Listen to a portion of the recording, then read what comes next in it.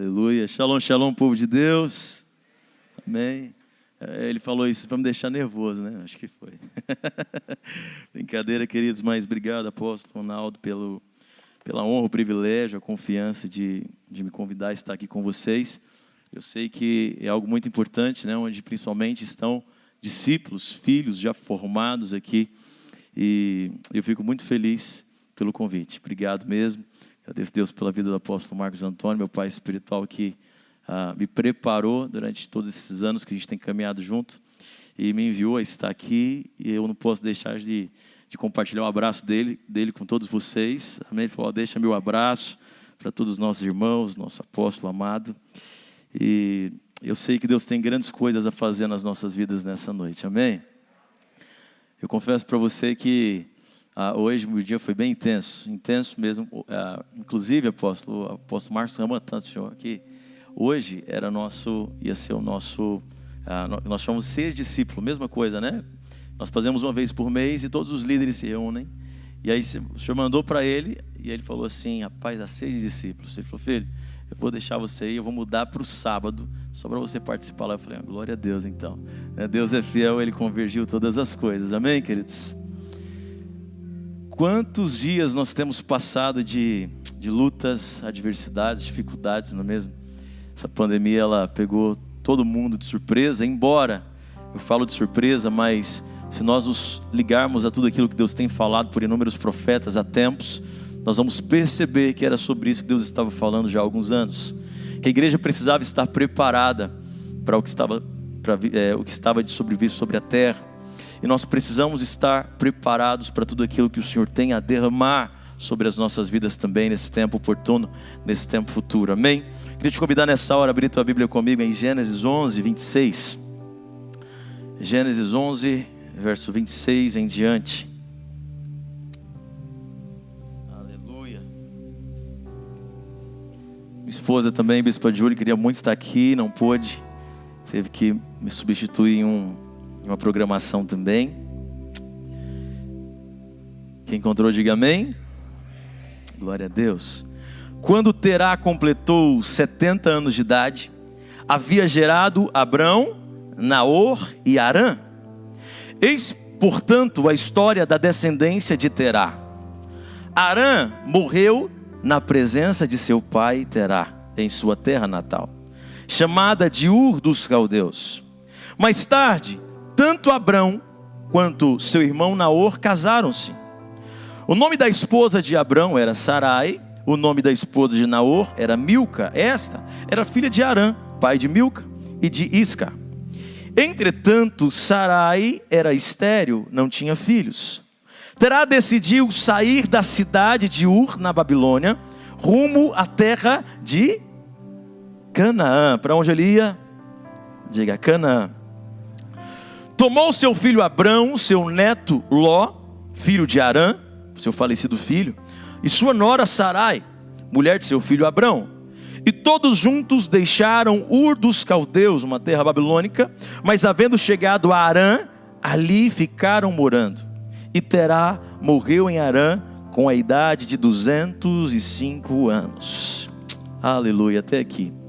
Eu estava meditando nessa palavra e eu fiquei muito tocado com tudo isso, porque às vezes nós deixamos passar. Nós falamos tanto sobre Abraão, né, o pai da fé, e tantos outros personagens que marcam a nossa vida, mas talvez alguns personagens passam desapercebidos, né, quando nós estamos meditando na palavra. Mas o Senhor me fez mergulhar a um nível mais profundo de entendimento, de revelação dessa palavra. Entenda uma coisa: a palavra de Deus, ela é mais profunda do que extensa. É por isso que o Senhor, Ele não nos convida, principalmente nós que lideramos, nós que estamos ali à frente como discípulos, formadores de pessoas, formadores de opiniões. Ele não nos chama a estudar por estudar a Bíblia, a ler por ler a Bíblia, mas a meditar para que nós possamos acessar a profundidade, a essência da sua vontade. E o Senhor me fez discernir algumas coisas, e hoje à tarde eu falei que foi intenso, porque como ficou para amanhã nossa ceia de discípulos, né? Nosso encontro com todos os líderes também da Manancial. Nós estamos no meio de algumas reformas que o Senhor tem liberado, de revelações específicas, né, para o apóstolo. E E Ele me deu uma missão de estar levando uma palavra, e eu comecei a meditar em algo, e eu fiz uma retrospectiva de Gênesis até Atos, e eu passei a tarde inteira mergulhado nisso. Não tem como eu não compartilhar com você aquilo também que o Senhor estava ministrando ao meu coração. Nós precisamos entender da seguinte forma: no decorrer da nossa vida, nós pegamos vários fragmentos, várias histórias bíblicas, e percebemos o início, o meio e o fim delas. Porém, poucos são aqueles que decidem olhar a palavra de Deus como uma única história. E essa história não é minha, essa história não é sua, essa história não é de Adão, de Eva, essa história não é de Abraão, Isaac e Jacó, essa história não é de José, essa história não é do apóstolo Paulo, essa é a história de Deus. A Bíblia conta mais do que uma diversidade de histórias de diversos tempos, diversas pessoas, diversas nações. A Bíblia, de forma completa, ela conta a história de Deus. E por isso nós precisamos mergulhar no discernimento da vontade de Deus, que é boa, perfeita e agradável. Agora veja bem, nós, por causa da religiosidade que nos persegue desde os primeiros dias da igreja na terra, nós muitas vezes fomos, por sermos ensinados, muitas vezes nós já chegamos a Deus e pedimos a Ele: apóstolo, olha Deus, qual é a tua vontade para a minha vida? Qual é a tua vontade para os meus negócios? Qual é a tua vontade para mim, para mim e para mim? Isso não é errado, ok? Nós precisamos entender qual é a vontade de Deus para nós, claro. Mas não podemos deixar de observar que Deus também tem uma vontade, mais do que para mim, mais do que para você, mas uma vontade para Ele. Quantos estão comigo? Diga amém. Deus, Ele tem uma vontade própria. Deus, Ele não criou a terra, Ele não criou o mundo apenas para satisfazer as vontades do homem, mas porque desde o princípio, desde a eternidade, Ele tem um sonho particular. E nós precisamos parar de olhar para nós mesmos e passarmos a olhar para o coração de Deus, para os sonhos de Deus, para a vontade plena de Deus. Diga glória a Deus por isso. Diga: eu preciso me atentar à vontade de Deus. Antes de voltarmos a essa história e eu contar para você um pouco mais sobre Terá, faço questão de voltar lá no início, onde tudo é arruinado em Adão, quando ele decide pecar. Você sabe qual foi um dos principais pontos que leva o homem a pecar e até hoje nos leva a errar? Olhar para a direção errada. Muitas vezes nós estamos olhando demais para nós mesmos. O ponto de destruição da humanidade é quando Adão para de olhar para Deus e olha para si. Porque até então, tudo o que ele fazia era a vontade de Deus.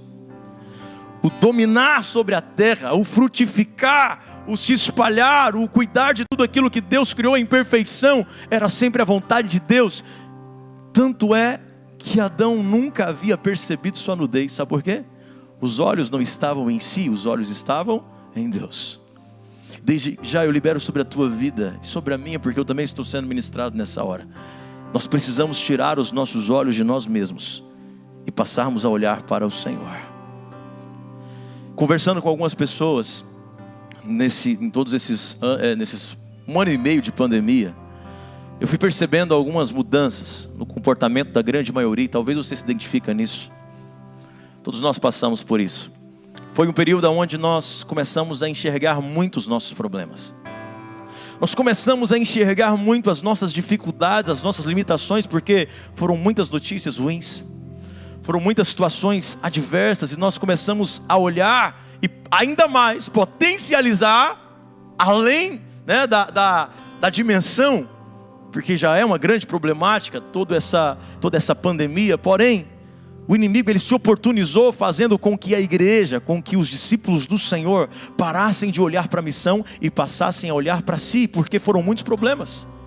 Foram muitos familiares que nós perdemos, foram muitos amigos, familiares e amigos que nós perdemos, e não tem como não sentir a dor, não tem como fechar os nossos olhos e não enxergarmos os problemas, estão todos diante de nós. Agora, Satanás se oportunizou dessa situação, e o Senhor já havia nos alertado a respeito, que nos últimos dias, os homens seriam amantes de si mesmos. E eu me deparei com inúmeras pessoas falando: olha, eu estou me sentindo abandonado, porque ninguém está cuidando de mim, ninguém está ligando para mim, eu passei por tal situação. E outras pessoas falando a mesma coisa, e eu perguntei para essas pessoas: e você falou com alguém? Você ligou para alguém? Porque todo mundo está passando por situações difíceis. E eles foram observar e falaram: eu também não fiz isso. Eu estou cobrando aquilo que eu não dei.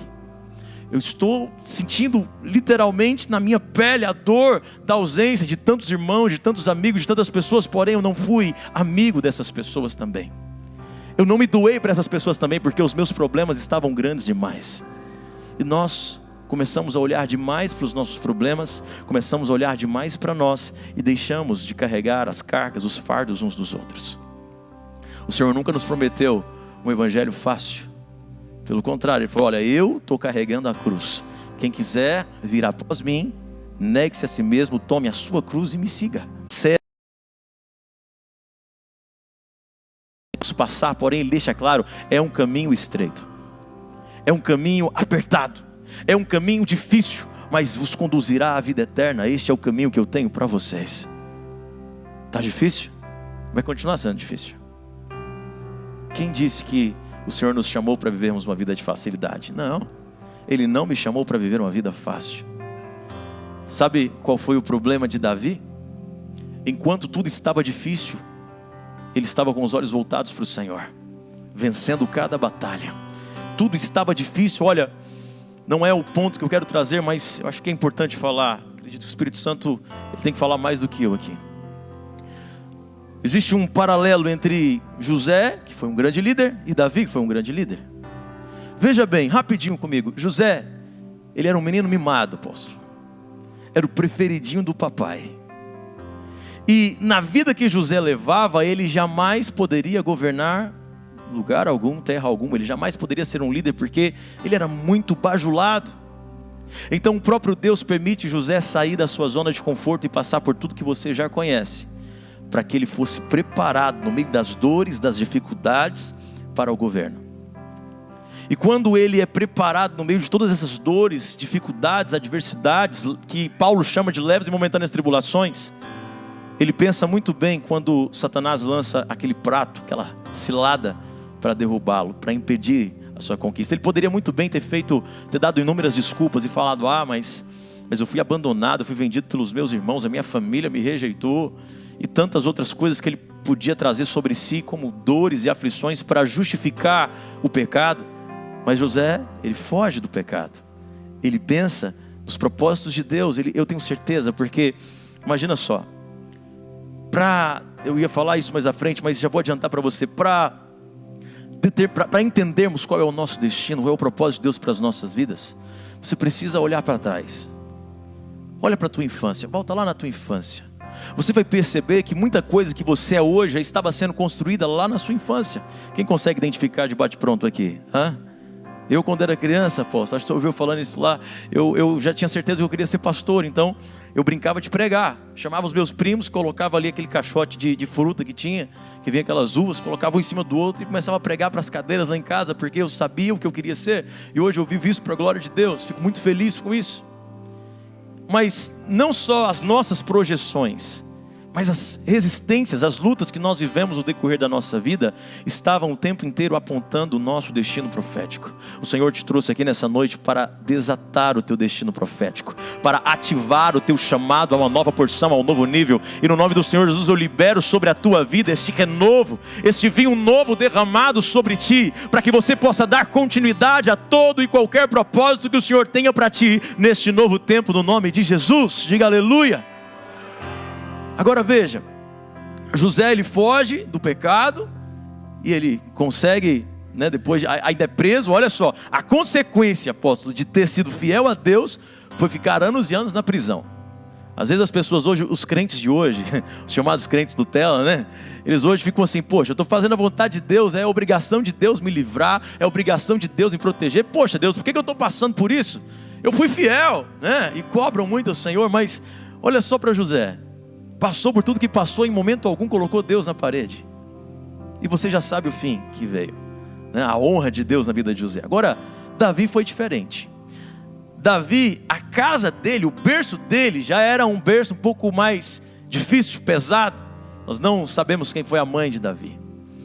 E nós percebemos ali, nas atitudes do seu pai e dos seus irmãos, que ele era um pouco mais desprezado que os seus outros irmãos. Tanto é que não foi nem chamado para jantar, para refeição junto com o profeta. Ficou esquecido. Então eu imagino, diante de todos esses fatos, que a vida de Davi não foi fácil. E Davi, ele é preparado em cada etapa, ainda muito jovem ali, cuidando das ovelhas do pai.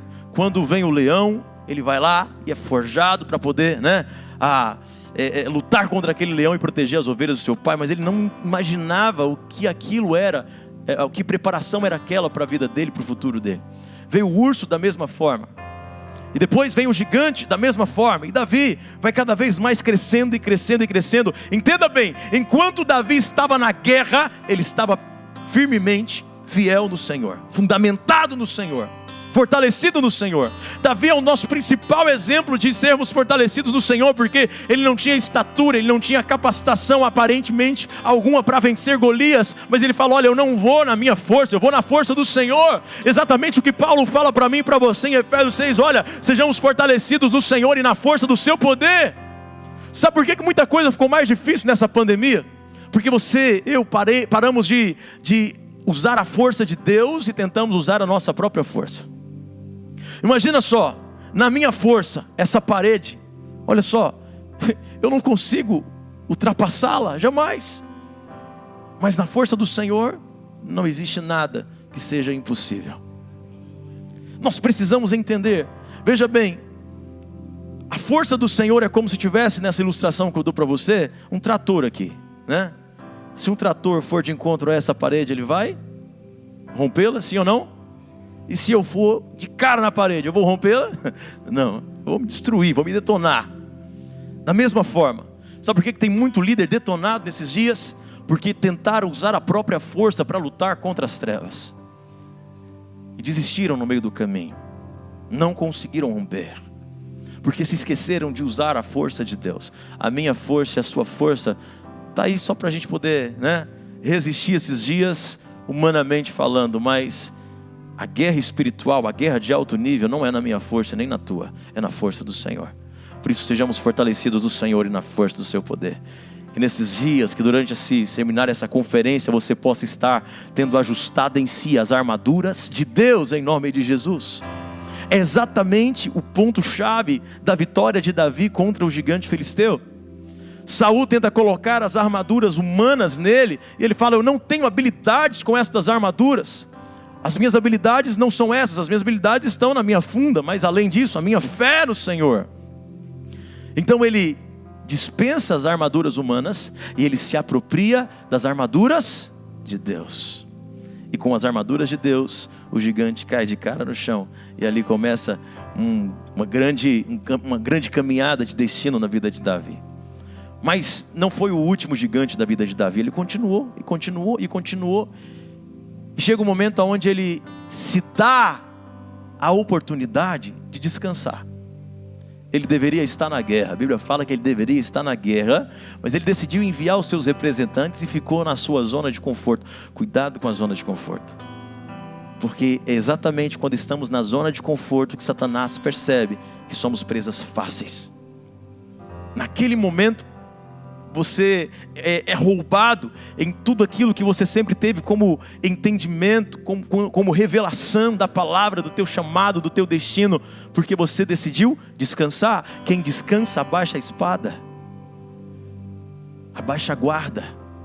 E no momento em que Davi baixou a guarda, ele caiu em tentação. E você não pode se esquecer do grande prejuízo que Davi traz para toda a sua casa. Davi se arrependeu, e como se arrependeu?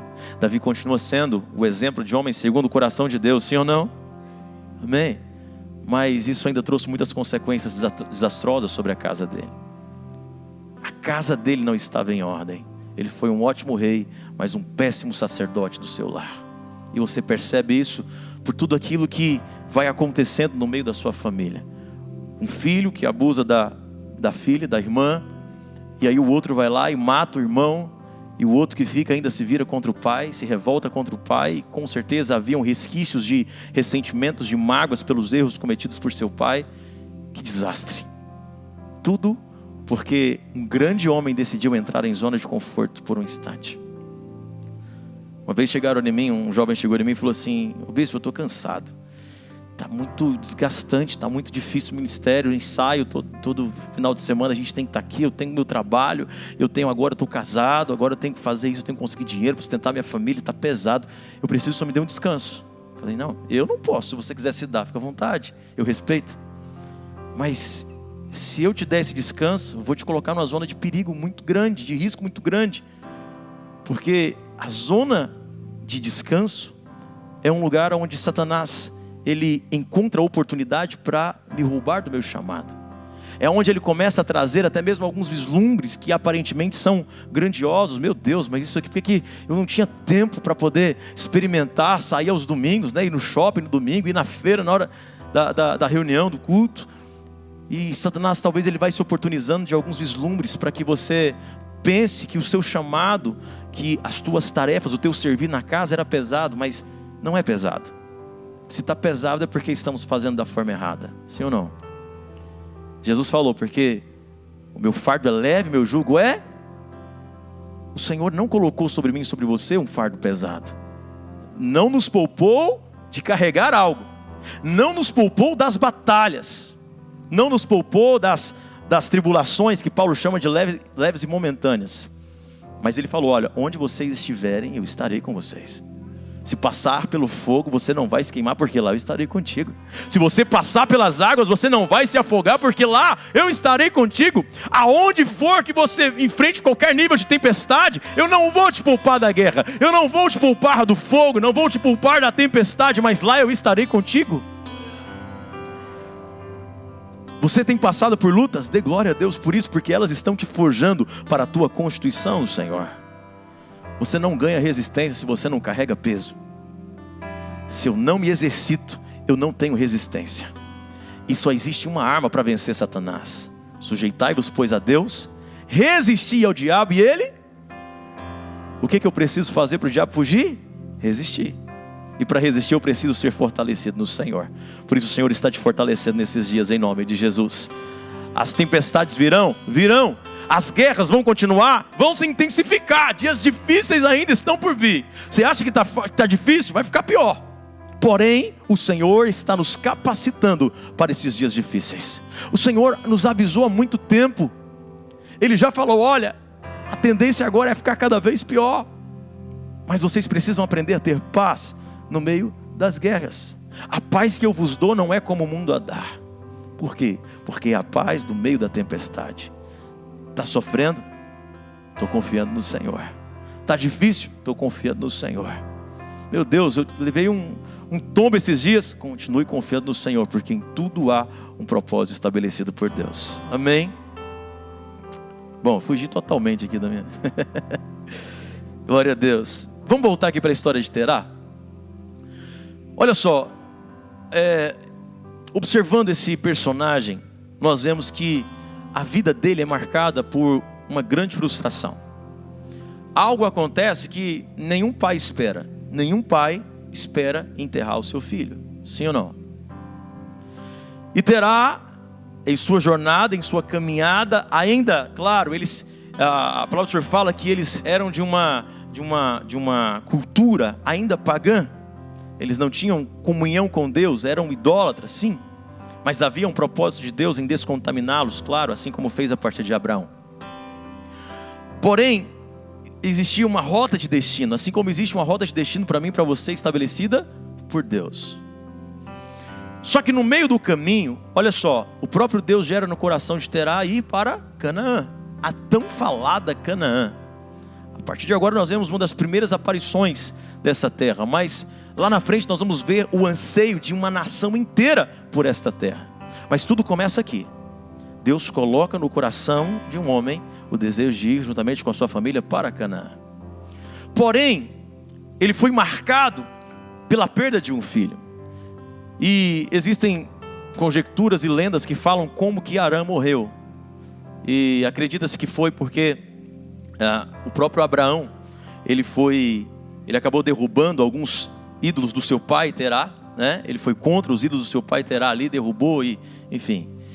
E ali o próprio pai denunciou Abraão, porém acreditava, o imperador acreditava que Abraão já estava morto. Então acaba liberando essa sentença sobre Arã. Enfim, é apenas uma história, é apenas uma lenda, não podemos dar tanto crédito a isso. Mas a dor é inevitável, né? É inquestionável.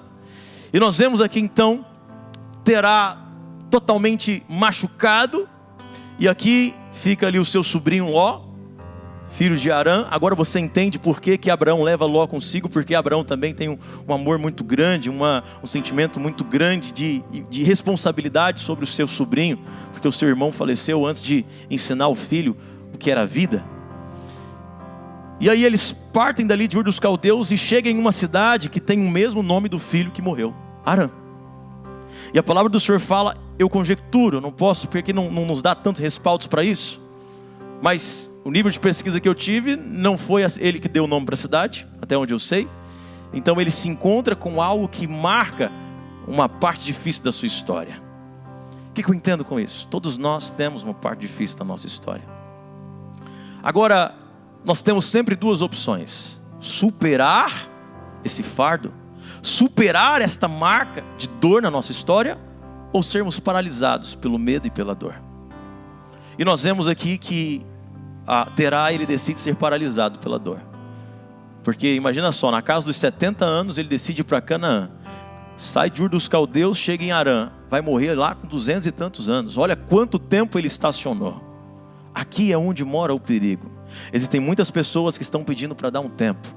Apóstolo, eu preciso dar um tempo, porque eu preciso cuidar da minha família, eu preciso cuidar da minha casa, eu preciso cuidar do meu trabalho, eu preciso de um tempo. Cuidado com esse tempo, porque o Senhor nos ensina a ir, e enquanto nós estamos fazendo, nós cumprimos o ID do Senhor. O ID do Senhor não é um fardo pesado, não é. Se torna pesado quando tentamos lutar contra as trevas nas nossas próprias forças, mas quando lutamos nas forças do Senhor, é leve e suave. Amém? Então nós não podemos parar. Sabe por quê? Porque quem para, fica para trás. Entenda que a terra, ela está em constante movimento. Então existem pessoas que retrocedem. O que é retroceder? Eu estava caminhando e decidi caminhar no sentido contrário. Porém, existem outras pessoas que não querem retroceder. A sua vontade não é retroceder. E você fala, eu não sou do que retrocede, mas eu preciso de um tempo. E nesse tempo, você para no meio do caminho, enquanto todos os outros estão seguindo. Ainda que alguns caminhem em passos mais curtos, outros caminham em passos mais largos, mas ambos estão caminhando. O problema não é a tua velocidade, porque em tudo nós discernimos e aprendemos os propósitos de Deus. Existe até um grande risco em corrermos demais, porque quem corre demais acaba não percebendo algumas coisas, acaba desprezando algumas coisas que estão no caminho. O próprio Jesus, ele estava seguindo seus destinos, como por exemplo no dia que ele estava indo curar, a filha de Jairo, alguém o para no meio do caminho, e ele não foi insensível. No meio do caminho ele serve aquela mulher que estava com um fluxo de sangue há tanto tempo. Ele fala, peraí, alguém me tocou, mas como assim, Senhor? Todo mundo está te tocando. Peraí, alguém me tocou diferente, de mim saiu virtude. E ali nós temos uma grande lição de fé e amor ao Senhor daquela mulher. Foi no meio do caminho. Então nós não podemos acelerar além da conta, além do propósito de Deus. Por isso que nós, como líderes, como igreja do Senhor, precisamos aprender a discernir os tempos. Existe tempo para todas as coisas, e nós precisamos discernir o tempo, a velocidade. Aquilo que serve para hoje talvez já não serve mais para amanhã. Então nós precisamos estar conectados em tempo real com o Espírito Santo de Deus. Lá em Atos, as últimas palavras de Jesus antes de se ascender aos céus são essas: olha, vocês terão agora o derramar do Espírito Santo. Assim como eu prometi lá que João batizou com a água, eu disse que eu vos batizaria com o Espírito Santo. E vocês estão recebendo esse selo, e ao descer sobre vós o Espírito Santo, vocês agora estão sendo possuídos por poder. E ele fala, vocês então serão as minhas testemunhas, na Judeia, em Jerusalém, em Samaria, até os confins da terra. O próprio Jesus, ele dá uma missão, um propósito para a sua igreja. Agora, se nós formos recapitular tudo isso, a partir aqui mesmo da história de Abraão, nós vamos ver que houveram muitas pausas, muitas paralisações no decorrer da história. Volta comigo que essa história não é minha nem sua, é uma história de Deus. E o propósito, a palavra do Senhor fala lá em Jó que os planos de Deus, eles não podem ser frustrados. Mas por que os planos de Deus não podem ser frustrados? Porque eu e você temos prazo de validade, mas Deus é eterno. Se não se cumprir comigo e com você, vai se cumprir com outro. Mas o plano de Deus, os planos de Deus não são frustrados. Vira para quem está perto de você e fala: se não for com você, vai ser com outro. Mas os planos de Deus não vão se frustrar. Isso, pode aplaudir Jesus, fica à vontade.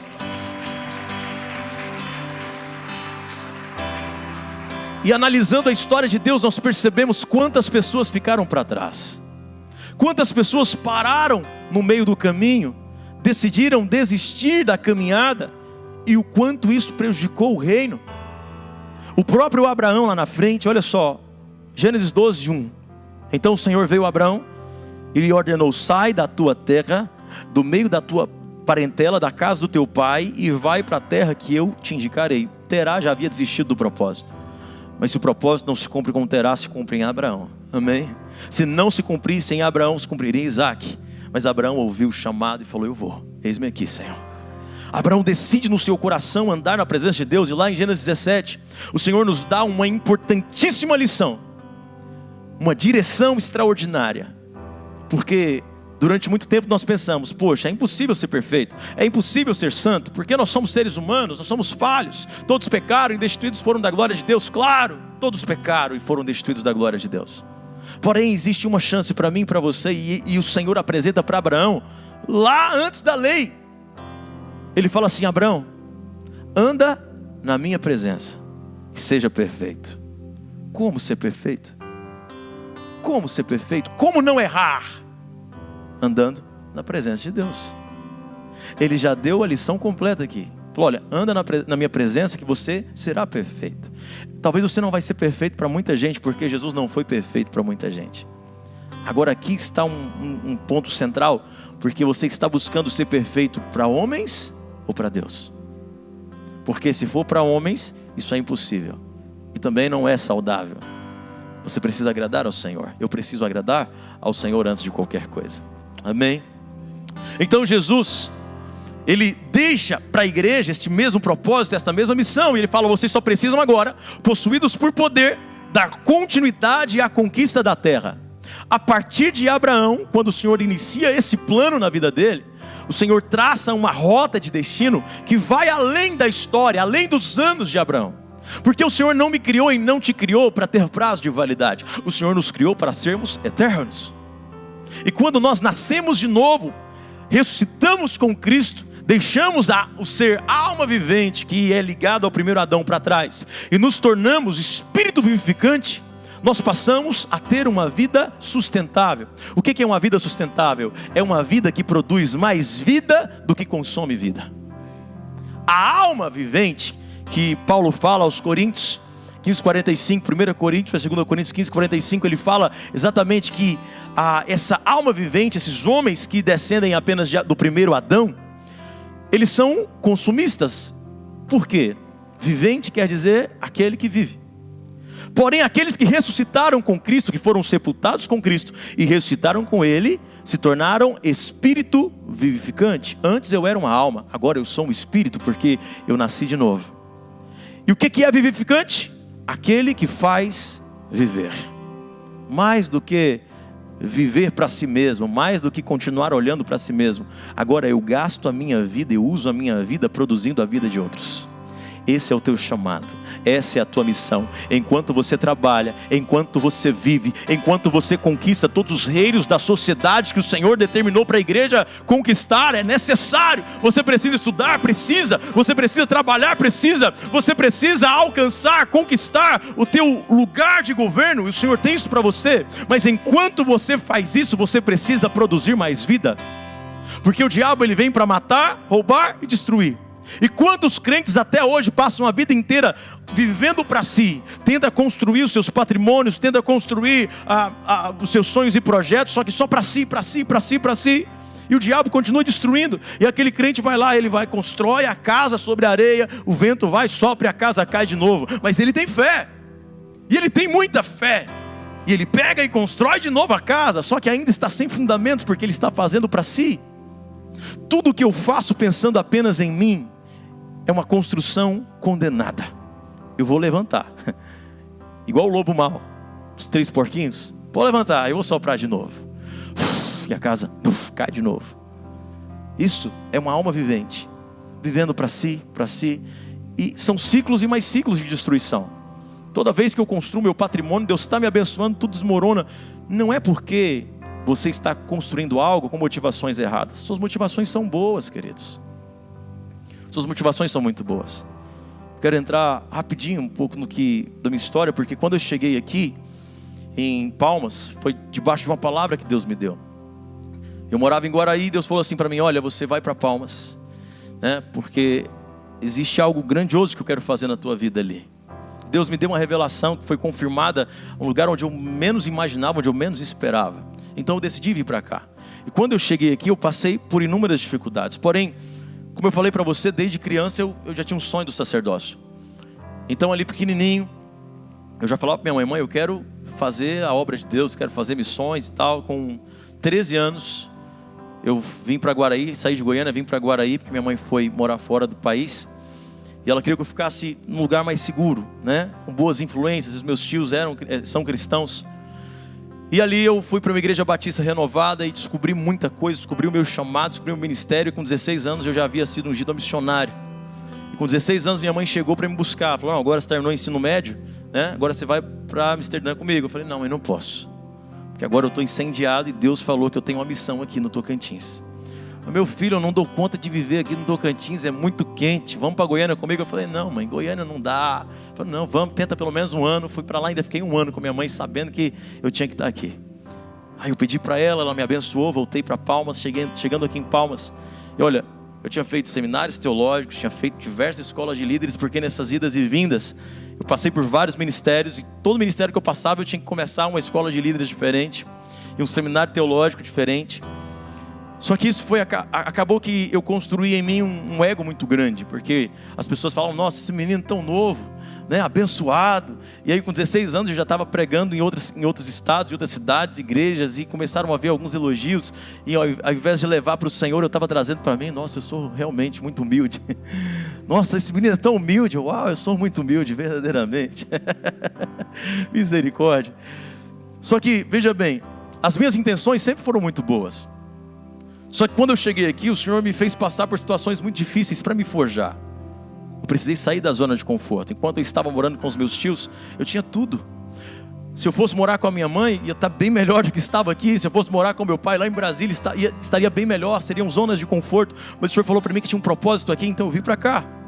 E eu fiquei morando na casa de alguns primos, mas eu falava: não posso continuar aqui, né? Era outra visão, e era cachaçada, festa e tal. Eu falei: não, eu preciso ir para outro lugar. E meu primo cedeu para mim uma kitnet. Eu fui morar de favor na kitnet dele, sem nada. Ele falou: ó, enquanto tá, deixa a plaquinha para alugar, que eu preciso te alugar. Agora você fica lá até eu alugar, e depois você vai ter se consertado, você vai conseguir um emprego, alguma coisa assim. Mas meu coração ardia pelo chamado. Eu tinha gravado os meus primeiros CDs, então por onde eu ia lá, vendia um CD aqui, vendia outro ali, e ia vivendo. E ali naquele quartinho, Deus me trouxe muitas revelações, e foi aonde eu não tinha o que comer. Minha mãe me ligava e falava assim: filho, como é que você está? Eu falei: estou bem. Porque se eu falava que estava mal, ela ia me obrigar a ir embora. Estou muito bem. Mas meu filho, você está bem mesmo? Eu falei: estou prosperando. Isso que é fé, irmão. Só que como eu já tinha passado por vários lugares e havia uma certa, né, uma soberba, eu tive dificuldade de me submeter a autoridades espirituais. Então eu não sabia para onde eu ia. Eu tinha passado por vários ministérios aqui, porque até então eu era muito ligado ao ministério lá de Guaraí, a igreja batista. E até que um dia eu passei ali na frente da Manancial e descobri que tinha um irmão lá de Guaraí, que era de lá, que é o pastor Júnior. E aí eu encontrei com ele numa loja de música, e ele me convidou para ir lá. No meio de tudo isso, eu ainda tive que voltar para Goiânia, passar mais um ano e voltar para cá novamente. Quando eu voltei para cá, eu voltei decidido. Eu estarei lá com o apóstolo Marcos, na Manancial, porque eu queria fazer mais um seminário. Nós estávamos ministrando lá no Instituto Wagner, do Peter Wagner. E eu fui fazer o meu primeiro treinamento, e naquele dia eu decidi me aliançar. Mas por que eu decidi me aliançar com aquela casa? Porque eu tinha uma carência muito grande de pai.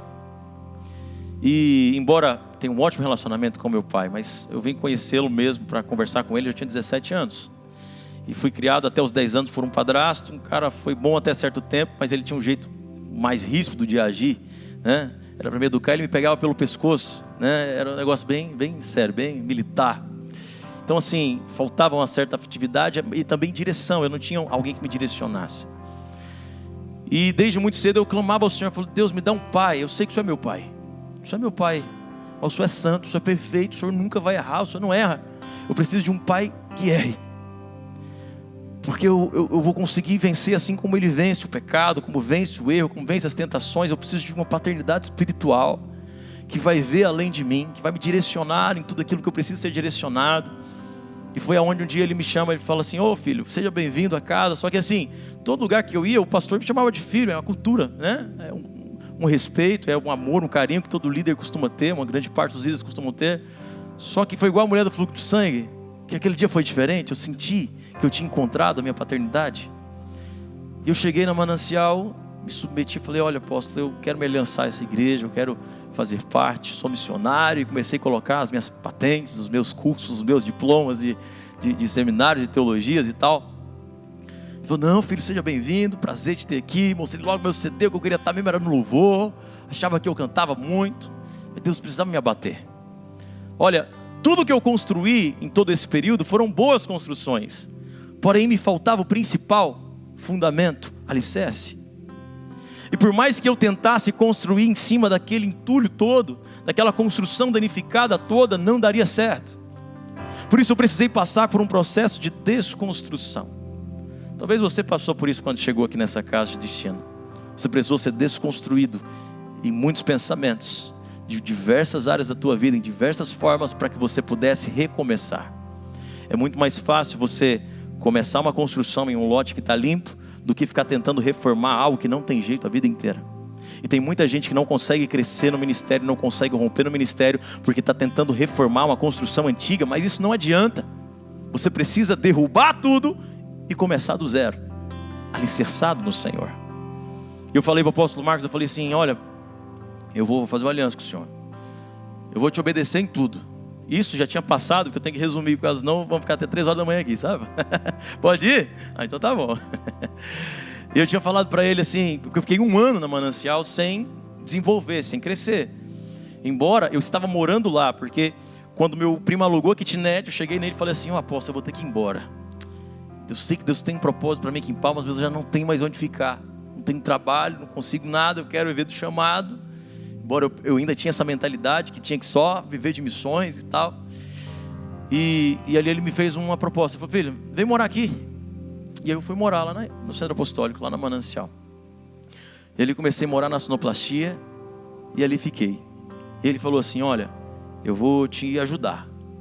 Me fala tudo que você sabe fazer. Eu sabia mexer com mídias, né, com edição de vídeo e tal. Ele falou: não, vou fazer o seguinte. Você vai pegar as minhas pregações, eu vou pedir para comprar uma máquina de copiar CDs, estava no alto CDs ainda, e você vai pegar as minhas pregações, vai fazer a reprodução delas e vai vender.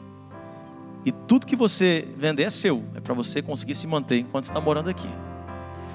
Ele viu que eu não via, ele reconheceu algo em mim que eu não sabia que eu tinha, e ele decidiu me ajudar, assim como quase todas as pessoas que chegam ali. E aí ele começou, aí eu fui fazendo os CDzinhos, fui vendendo os CDzinhos, até que cheguei nele um dia e falei assim: ô apóstolo, eu preciso comprar mais CD. Cadê o dinheiro? Eu falei: uai, acabou. Acabou como? Eu comi tudo, comprei hambúrguer, comprei lanche. Não, filho, você tem que aprender a trabalhar. Vou te ensinar a trabalhar. E ele foi me ensinar que eu precisava tirar o dinheiro da matéria-prima para poder continuar investindo e tal. E aí comecei crescendo, comecei desenvolvendo, mas ministerialmente eu ainda tive muitas resistências, porque eu ainda era cheio de mim. Nós temos, não sei qual é o nome aqui da escola de líderes de vocês, mas lá nós temos o CTA, que é o Centro de Treinamento Apostólico. E ali eu ia para as aulas do CTA, primeiro treinamento que nós chamamos de treinamento de aspirantes, que é da visão apostólica, visão manancial, onde você vai conhecer a história do ministério e tudo mais. E aí eu ouvia coisas que eu já tinha ouvido em vários outros treinamentos, e eu comecei a desprezar aquilo, sabe? Mas entenda uma coisa, aquilo que você despreza, você perde, cuidado. Não despreze aquilo que o Senhor tem derramado na tua vida, ainda que seja por uma criança. Porque quem tem sede, uma gota faz muita diferença. E eu fiquei 1 ano sem desenvolver nada, sem crescer em nada. Querendo ser reconhecido, mas não tinha. Aí um dia a apóstola chegou em mim e falou assim: meu filho, eu não sei o que você tinha no outro ministério, porque eu ainda era muito apegado a outra igreja. Eu não sei. E ela falou exatamente isso para mim. Ela falou: olha, Elias, certa vez ele está num momento difícil da vida dele ali naquela caverna.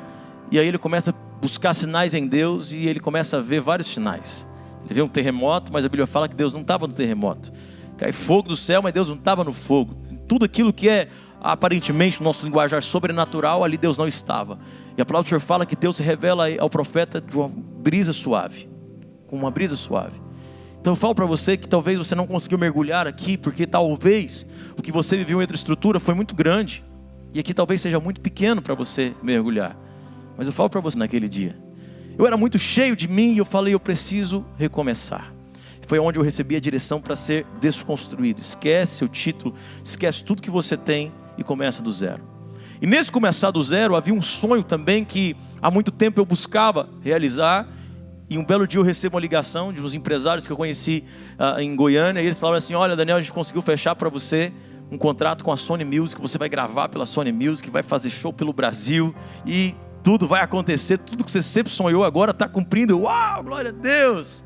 Mas peraí, agora que eu decidi ser desconstruído, agora que eu encontrei uma paternidade espiritual para me forjar, para me formar, para tirar os carrapichos, eu vou ter que voltar para lá? E muita coisa foi mexendo no meu coração, porque os caras me ligavam e falaram assim: olha, nós vamos fazer o lançamento das suas primeiras músicas na rádio, lá no aniversário da Sony Music, no Rio de Janeiro.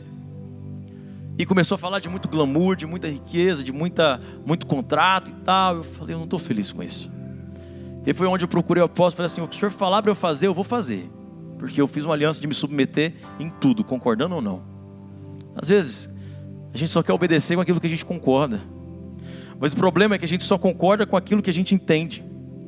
E um outro problema mais sério é que para entender algumas coisas, você precisa fazer primeiro. Por isso que não tem como crescer sem submissão. O que é submissão? É estar sob um envio, sob uma missão. Às vezes o teu líder direto, ou seja o apóstolo, ou um outro líder que Deus colocou na tua vida, ele te passa uma missão, e se você for parar para poder questionar: mas por quê? Mas para quê? Eu tenho mesmo que fazer isso? Vai perder muito tempo, você vai ficar parado e alguma coisa não vai se mover como deveria. É por isso que nós precisamos ter convicção primeiro, que o lugar que nós estamos é a nossa casa de destino. Quantos estão na sua casa de destino aqui? Levanta a mão. Glória a Deus por isso. Essa convicção te move. Eu perguntei para Deus, no meio de tudo isso, assim que eu pisei os pés a manancial, eu ouvi o Senhor falar comigo. Eu perguntei: Deus, aqui é o lugar que o Senhor tem para mim? Deus falou: é aqui. Eu ouvi de Deus. E eu tive convicção que era Deus falando comigo. Então quando começaram a surgir muitas coisas que eu não concordava, eu sempre lembrava: peraí, Deus falou que é para eu estar aqui? Eu não concordo com isso. Eu não concordo com aquilo. Eu acho que esse jeito do apóstolo falar, eu acho que é desnecessário, cheio de criticismo, cheio de religiosidade, muitas deformações. Mas o Senhor me levou a ser completamente desconstruído. E você passa uma vida inteira, talvez anos e anos, levantando um edifício. Mas se você coloca algumas dinamites nos alicerces, você simplesmente aperta o botão, tudo cai de uma só vez. Não é assim? O problema é que quando não tem alicerce, não precisa de dinamite. Vive caindo, né? Que todo vento que sopra, as suas construções entram em demolição.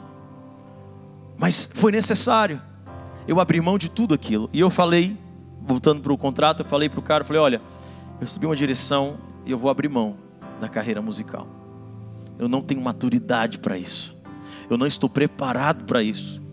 Hoje eu entendo, se com pouca coisa que eu tinha recebido já havia um pouquinho de soberba, eu acredito que eu estaria muito danificado hoje se eu tivesse aceitado aquela proposta.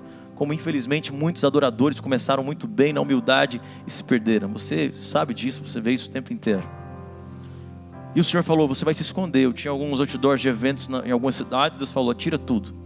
Minhas redes sociais, tinha alguns seguidores naquela época no Facebook, tira tudo, apaga tudo. Abre mão de tudo, abre mão desse teu nome não vale nada para mim. Eu quero teu coração. E foi aonde eu comecei o processo. 1 ano depois, sem crescer, porque eu estava estagnado, parado, eu decidi me submeter a tudo.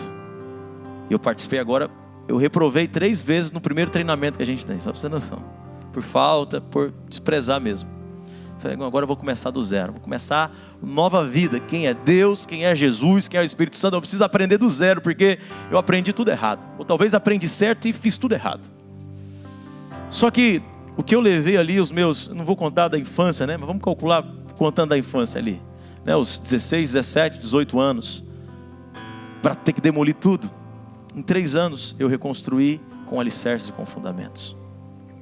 Ali eu comecei a ingressar na carreira ministerial, comecei a servir no louvor, agora submisso, sem nenhum tipo de soberba, totalmente entregue. Eu não queria mais aparecer, eu queria simplesmente obedecer à minha liderança. Filho, pega as tuas músicas, vamos gravar um CD do ministério. Vamos gravar. Peguei todas as minhas músicas, composições, tudo ministério. Foi onde a gente gravou lá na época, o primeiro CD do Ministério Ver a Glória, não sei se chegaram a conhecer. E ali o ministério foi fluindo e eu fui mergulhando e fui aprendendo, fui desenvolvendo. E passando por muitas privações ainda. É claro que o apóstolo me ajudou muito. Filho, está precisando de alguma coisa, eu preciso de comida, levava e tal. Mas eu tinha as minhas privações pessoais. Teve um dia, e eu aprendi muito nesse deserto a ter uma intimidade com Deus, de ser transparente, de ser aberto, mesmo sabendo que Deus sabe de todas as coisas. Chegou um dia que eu falei assim, Senhor, eu estou com muita vergonha, porque quando o apóstolo manda a gente ajoelhar, meu sapato é furado. As minhas camisetas, elas são todas doadas, então é maior do que eu. E olha que eu era magro que dava dor. Meu paletó listrado era de uma listra só. O pessoal brincava que quando eu estava de frente, parecia que eu estava de lado. Quando eu estava de lado, parecia de ir embora. De tão magro, de tão seco que era. E eu falei, Deus, eu fico com vergonha porque eu me visto mal. E aí eu fiz uma oração muito específica para Deus. Eu falei, Senhor, me dá um sapato, me dá um cinto e me dá uma camisa. Foi isso que eu orei. Me dá um sapato, um cinto e uma camisa, para eu poder me vestir melhor. E naquele dia o apóstolo, naquele dia não, acho que era um sexta ou sábado, no domingo, o apóstolo, filho, eu quero falar com você no final da reunião. Tá bom. Fui lá e falou, não, só me deu uma sacolinha, tá aqui um presente para você. Tinha exatamente um sapato muito chique, um cinto da Calvin Klein e uma camisa da Dudalina. Eu falei, meu Deus, como assim? Aí eu fiquei pensando, será que ele me viu orar nessas câmeras aqui e tal? Ele não sabia de nada. E eu comecei a exercer mais isso. Eu falei, Senhor, eu só pedi? Eu pedi. E o Senhor foi me forjando em todos os detalhes, em todos os fragmentos, e eu fui me submetendo. E quando eu me deparava com algo que eu não concordava, eu falava, Senhor, eu não concordo, mas provavelmente eu estou errado, então eu vou me obedecer. Eu acho que eu nunca vou errar por obedecer. E eu nunca errei por obedecer. Você nunca vai errar por submeter a uma autoridade de Deus na tua vida. Se você for precisar entender para fazer, talvez passe o tempo e não seja mais necessário. Então simplesmente faça. Deus fala para Abraão, Abraão, sai da tua terra, do meio da tua parentela e vai para uma terra que eu ainda vou te mostrar. Como é que eu vou sair sem saber para onde eu vou? Isso é submissão, é obediência, é total confiança, total sujeição.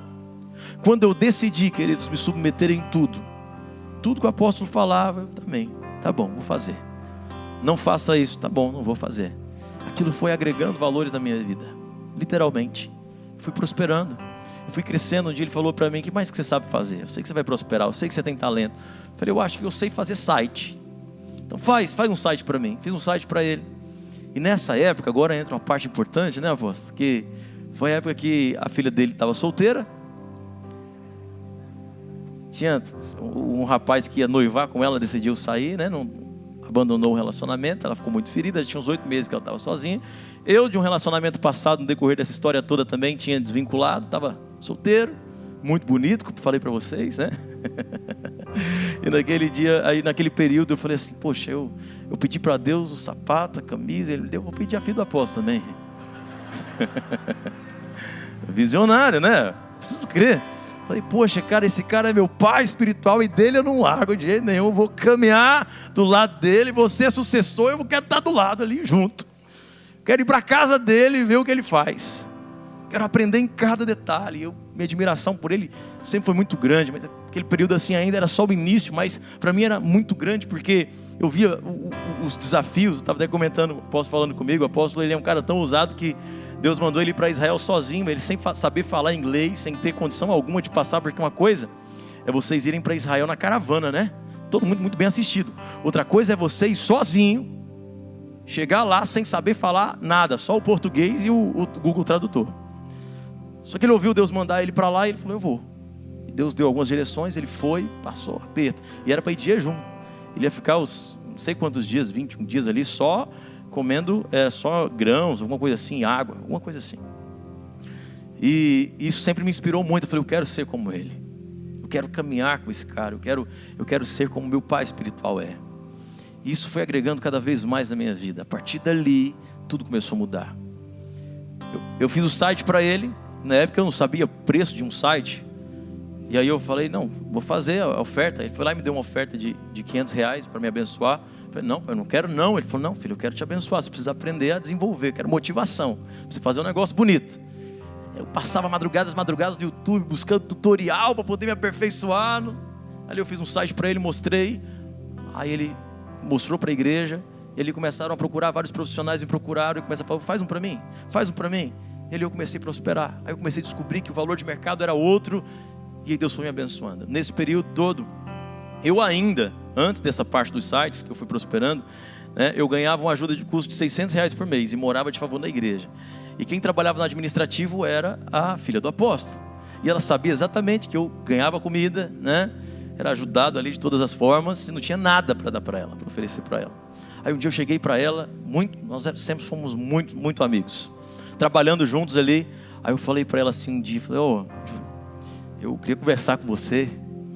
Ela, fala, Dan, fica à vontade. Eu falei, porque eu gosto muito de você, você sabe, né? Eu também gosto muito de você, você é meu amigo. Eu falei, não é desse jeito que você está falando. Eu gosto de você mesmo. Eu acho que você vai ser minha esposa. O quê? Sai fora, você está doido? Como é que você fala um negócio desse para mim? Não, ela ficou chateada. Chegou na casa dela e falou assim, pai, o Daniel destruiu nossa amizade. Você acredita que ele se declarou para mim? Deus me livre, ele é muito feio. Aí o apóstolo falou, filha, me dá 6 meses. 6 meses eu deixo ele na linha para você. E o negócio não era nem ser feio. Falei feio brincando, que era também, mas eu era muito inconstante. Tudo que eu começava, eu não terminava. E era algo que ela mais detestava, porque ela via ali monitorar meu trabalho. Poxa, ele é inconstante, ele não faz nada até o final. Filha, só me dá 6 meses que eu deixo ele no jeito para você. Deus me livre, quero não. Tá bom, ela não aceitou, né? E aí eu passei, como todos os dias nós tínhamos um bom relacionamento, eu falava para ela, bom dia, né? E, bom, a gente sempre servia ali com grandes amigos. Eu dei um gelo, propositalmente, claro, estratégico, tem que ter estratégia, né? Não se vence batalha sem estratégia, anota isso daí. E aí eu falei assim, vou ficar quieto aqui no meu canto, não vou dar bom dia, não vou falar nada, pirracento, né? Aí passaram uns 3 dias, eu sem falar com ela, ela bateu no meu ombro, você está chateado comigo? Eu falei, claro que não, você não é insubstituível. Olha só, tocou, irmãos, meu Deus, ali machucou. Daquele dia em diante, né? Não posso nem brincar tanto, que ela não está aqui, fica um pouco sem graça, mas o coração dela se abriu, ela foi para os meus pés ali, né? Você já sabe, ficou apaixonada. Vocês mandam o vídeo para ela depois não, tá? Mas, brincadeiras à parte, eu tinha uma convicção no meu coração, que o meu casamento desataria o meu destino a um nível muito maior. E realmente desataria e desatou. Porque a família, a constituição familiar é um propósito de Deus para todos nós, amém? Se você ainda não casou, está à espera, receba dessa bênção, receba desse manto, em nome de Jesus, amém? Vai ter que ser ousado, não fica com medo de levantar a mão não, amém? Receba aí. No tempo certo, Deus está trazendo o homem de Deus, a mulher de Deus, que vai ampliar ainda o teu chamado, o teu ministério, em nome de Jesus. E ali eu cheguei para o apóstolo e falei assim, eu quero namorar a sua filha, né? Orar com ela. E aí ele falou, ele não me atendeu de cara, e aí ele ficou demorando para me atender, para me responder. Passa o tempo, a gente está numa conferência, eu sabia que ele tinha me dado gelo, que ele ficou uns... quando eu percebi que ela queria orar comigo, né, que a gente conversou e tal, ele ainda me deu um gelo dos 3 meses, sem falar, sem liberar esse período de oração. E aí nós estávamos numa conferência um dia, eu estava lá ministrando, ele pregando, e a gente já estava bem conectado, né, caminhando junto há um certo tempo. E aí ele me abraçou e ele falou assim, filho, eu dou para você aquilo que você quer. Glória a Deus, pronto, vamos orar, né? Se não era aquilo que ele estava falando, não deu certo. Eu acatei como se fosse a filha, né? O que eu queria era aquilo, né? Talvez ele estava falando de outra coisa, de um salário, né? De seja lá o que for, eu acatei que era filho. Então, falei, amém, pai, tomo posse, me aproprio, me dá a minha bênção, depois você sobe. E ali em diante as coisas foram fluindo, passaram-se ali, nós ficamos, aí ele falou, tá bom, vocês vão orar, só que para todo mundo é 15 dias, 30 dias, para vocês é 90, tem que ser um sacrifício maior. Mas 90 dias, tinha 3 meses, tinha 90 dias de espera para falar com ele, agora mais 90 dias orando, sem se comunicar, um distanciamento para provar o sentimento ali, glória a Deus. Começamos o namoro, 7 meses depois, procurei ele e falei assim, apóstolo, e eu ainda não estava nessa proposta dos sites, os sites foi depois, estava ganhando R$600.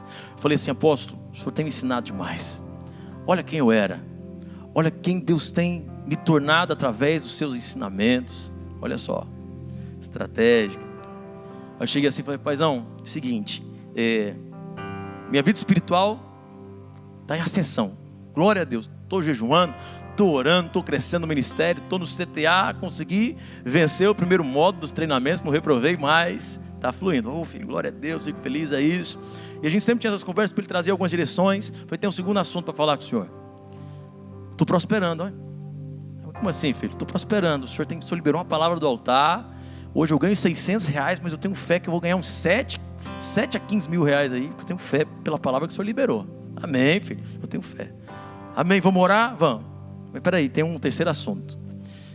O senhor sabe que nós não podemos namorar por muito tempo, né? Eu tenho certeza que quando eu casar, meu chamado vai entrar em ascensão. Eu quero casar com a Júlia. Aí ele pensou bem, ele falou assim, filho, depois a gente conversa. Mas ficou ali guardado. Ele também não deu resposta. Ele só começou a preparar tudo para o noivado. E as coisas foram fluindo. Depois de 7 meses nós noivamos. Ficamos noivos por 1 ano, depois nós nos casamos e Deus foi nos abençoando. Nesse processo todo, no mesmo ano do meu casamento, eu fui comissionado ao ministério pastoral e começamos a liderar o ministério de jovens e fomos fluindo e fluindo, fluindo. E engraçado que eu falava assim, poxa, como é que eu vou fazer? Porque eu tenho fé, mas não tenho dinheiro ainda, né? Como é que eu vou mobiliar minha casa? E eu falo, paizão, como é que a gente vai fazer? Eu falei, me preocupa não, que Deus vai te dar tudo, você vai ter tudo do bom e do melhor. E quando nós chegamos na nossa lua de mel, eu cheguei no apartamento que a gente tinha alugado e tinha tudo que eu sempre sonhei. No decorrer da minha história, um dos meus maiores sonhos, você vai se assustar com a grandiosidade desse sonho, era ter uma sala. Porque minha mãe sempre trabalhou viajando de um lado para o outro e a gente passou por muitas dificuldades antes dela ir para a Europa. E eu sempre ficava na casa de um e de outro e eu nunca tive o direito de ter um lugar meu. E quando eu morava com minha mãe, ela fazia uns propósitos loucos aí da igreja que ela frequentava e vendia tudo, e a gente ficava no chão.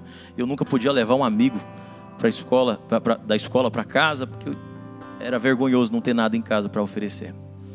Então, desde então, eu queria ter uma sala para receber alguém. Eu queria ter um sofá, eu até pensava, eu queria ter um sofá, aquele tapete bonito, felpudo, aquela televisão na parede, um negócio bonito, é o meu sonho. E quando eu cheguei e vi tudo ali realizado, né? E eu sentei no sofá as primeiras manhãs da gente como casado ali, eu sentava no sofá e eu ficava chorando. Eu falei, Senhor, o Senhor realizou os meus sonhos em cada detalhe. Como eu era acostumado a dormir no tapete, né, na sonoplastia, coluna, né, melhor o duro assim, era um tapete desse bem aqui, era um altar desse aqui. E aí eu era acostumado ali, quando a gente se casou, eu recebi de presente uma cama king, topzera demais, mas eu não era acostumado com aquilo. Aí a bispa Júlia acordava de vez em quando, meu Deus, cadê meu marido? Onde é que ele foi? Eu estava dormindo no tapete, porque era o lugar que eu era acostumado. Amor, o que você está fazendo? Você tem cama, vem para cá. Eu falei, não gosto, dói minha coluna, eu gosto mesmo do chão. Fui forjado no chão. Agora, por que eu contei isso para vocês? Porque todos nós temos um passado. E o nosso passado, de uma forma ou de outra, ele foi proposital, porque ele nos forja. É claro que muitas coisas não faziam parte dos planos de Deus. Mas Deus, ele não para de escrever a nossa história, porque todas as vezes que você se desvia do caminho, ele encontra uma forma de te trazer de volta. Só que as marcas vão sendo geradas. E como a palavra do Senhor fala que todas as coisas cooperam para o bem daqueles que amam a Deus, todas as traições que você viveu, todas as decepções que você passou na vida, todas as machucaduras que você precisou carregar, elas estão produziram algo na tua vida e na minha vida. E é a partir disso que nós somos forjados no Senhor. Olha só, os machucados de Davi deram para ele fé para se tornar um grande rei. Os machucados de José deram para ele fé e determinação para se tornar um grande governador, um homem com muita prosperidade. Meu Deus!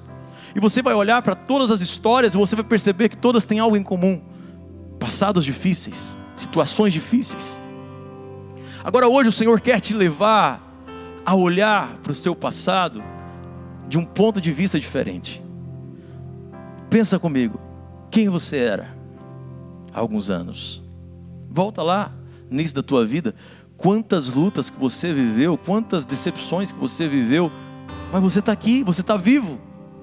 Elas acrescentaram muito na tua vida, e nós precisamos discernir que tudo faz parte do plano perfeito de Deus para nos levar ao nosso destino profético. Existe uma rota de destino traçada pelo Senhor para você. Essa rota de destino foi traçada para Terá, ele decidiu parar no meio do caminho. Mas Deus também traça uma rota de destino para Abraão, e ele decide prosseguir até o fim, diga glória a Deus, e fazer sucessores. Mas essa rota vai muito além da minha história e da sua história, porque é até a eternidade. Até que o Senhor venha, como nós cantamos no louvor, até que o Senhor venha, eu vou clamar, eu vou sacrificar, eu vou me submeter. Eu sei que vão ter dias difíceis, eu vou entrar na batalha, e eu vou sentir prazer de estar na batalha, porque o meu prazer é levantar minha espada e guerrear contra as trevas. Eu tenho prazer nisso, isso não me cansa.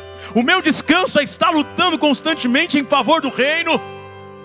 É isso que nós precisamos viver. Estas coisas precisam ser motivações para nós. Não pare no meio do caminho. Aprenda a valorizar o seu passado. Olha para trás e veja tudo que você viveu. E eu quero encerrar aqui para a gente orar, e deixando apenas alguns pontos, se você quiser anotar. Provérbios 15:14 diz o seguinte: quem é sábio procura aprender, mas os tolos estão satisfeitos com a sua própria ignorância. Olha só, aprenda com o seu passado. Aprenda com tudo na vida. Existem dois professores no mundo: o que te ensina como fazer e o que te ensina como não fazer. Mas você pode aproveitar de todas as coisas, de todas as pessoas. Algumas pessoas foram decepções para a tua vida, assim como muitos líderes foram decepções para a minha vida. Mas eu nunca me decepcionei com Jesus por causa de líderes que tomaram decisões erradas. Eles se tornaram para mim professores de como não fazer, e muitos outros de como fazer. Então eu posso olhar para o meu passado para aprender. Diga glória a Deus. Vira para quem está perto de você e fala: não despreze a sua história. O segundo ponto para você anotar: não se perca no caminho. Como que eu faço para não me perder no caminho? Cuidado com as distrações. Aqueles laços, tanto que Davi cede, quanto que José consegue fugir, foram distrações no meio do caminho. Existem muitas outras distrações no meio do caminho para que você perca o norte, para que você perca o rumo. Para que eu consiga permanecer no caminho, eu preciso estar em convergência. Olha só, Efésios 1, 9 e 10. E nos revelou o ministério da sua vontade. Espera aí, não é aquela vontade para mim, é a vontade dele, ok?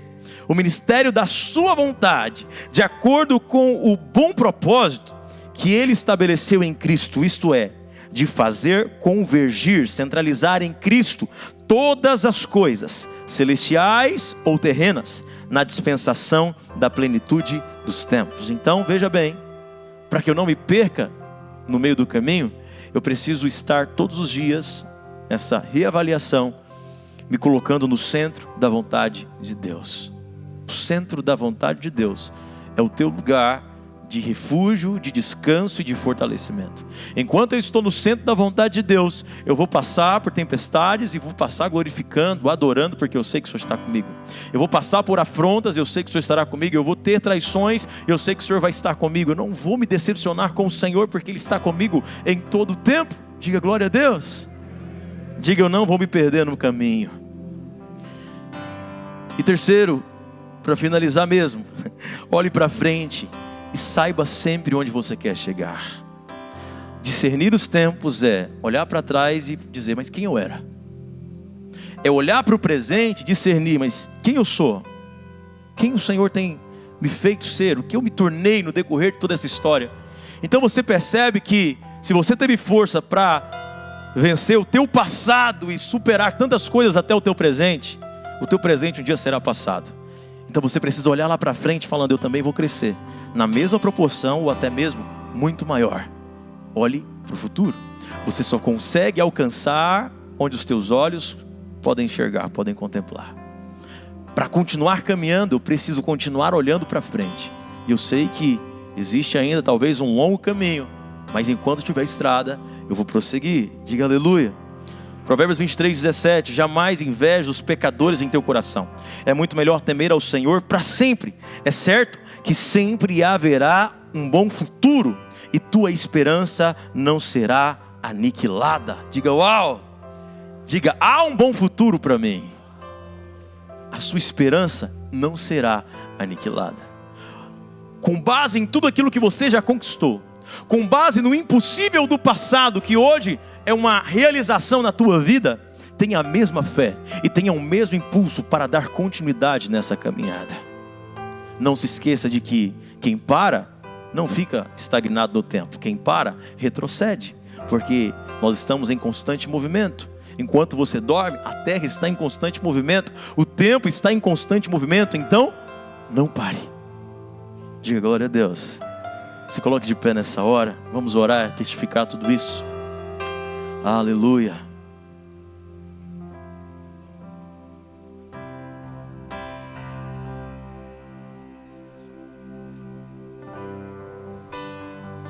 Aleluia. Comece a reavaliar aí os teus dias.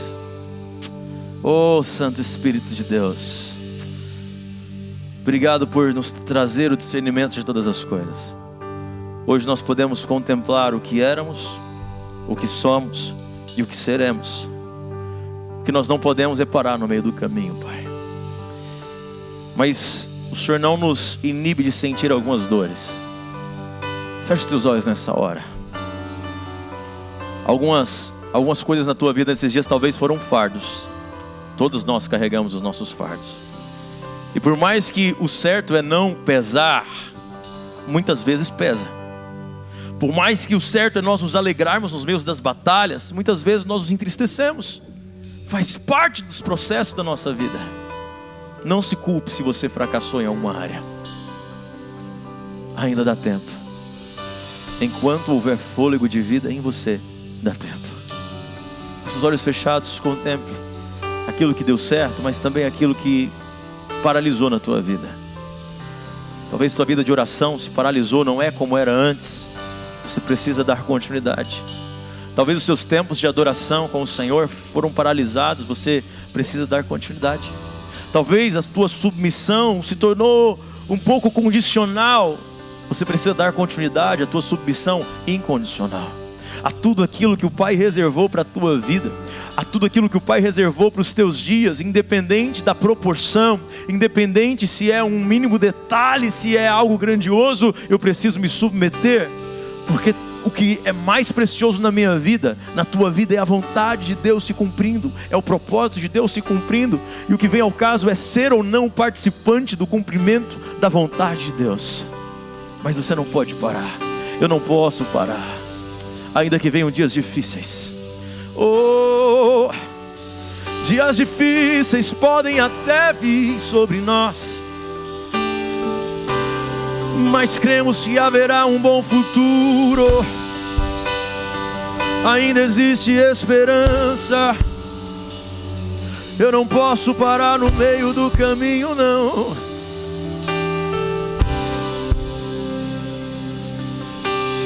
Deus conhece sua estrutura, sabe o que está fazendo. Mesmo que seja difícil, não pare, Ele está vendo. Colheu todas as tuas lágrimas e mandou eu te falar. Pega o que Ele te entregou e volte para o mar, que é o seu lugar. Quem mandou largar a rede? Quem mandou? Quem mandou você parar? Ele está te chamando. Volte para o mar alto, no lugar da sua vergonha eu vou te honrar. Quem mandou largar a rede? Quem mandou você parar? Volte para o mar alto.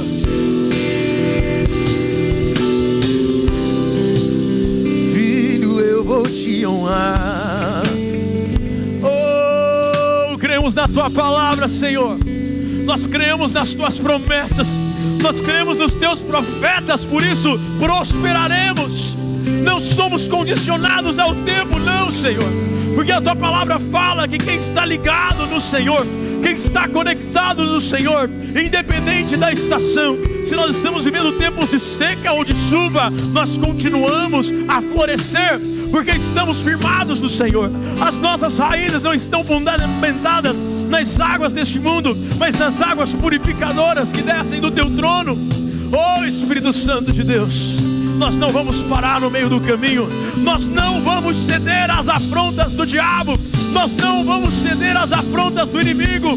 Sabemos que é chegado tempos em que a igreja será perseguida, mas isso não vai nos desanimar, porque quanto mais perseguidos somos, mais crescemos, mais rompemos, porque temos plena convicção de que há um bom futuro. O Senhor nos criou para a eternidade, Pai. Seja renovado em tuas forças nessa hora. Seja renovado em tua força, em teu vigor nesta hora. Se pesou, alguma coisa estava errado, mas não é para ser pesado. É para ter prazer no meio da batalha. É para ter prazer no meio da guerra. Assim como Urias, ele decidiu: eu não vou me ceder ao descanso enquanto os meus companheiros estão na batalha. Eu não posso ceder à zona de conforto. Eu não posso dormir na minha cama. Ele decidiu ficar na porta do palácio porque ele se achou indigno de viver em zona de conforto enquanto muitos estavam em guerra. Sabe o que é isso? É ter prazer na batalha. Oh, volte a ter prazer na batalha. E amanheceu, nada pesquei. Parecia ser apenas mais um dia como qualquer outro. Estava cansado, sem forças, desanimado, decidido a largar tudo e parar. Mas sabe de uma coisa? Deus conhece sua estrutura, sabe o que está fazendo. Mesmo que seja difícil, não pare, Ele está vendo. Colheu todas as tuas lágrimas e mandou eu te falar. Pega o que Ele te entregou e volte para o mar, que é o seu lugar. Quem mandou largar a rede? Oh, quem mandou você parar? Volte para o mar alto, no lugar de sua vergonha eu vou te honrar. Quem mandou largar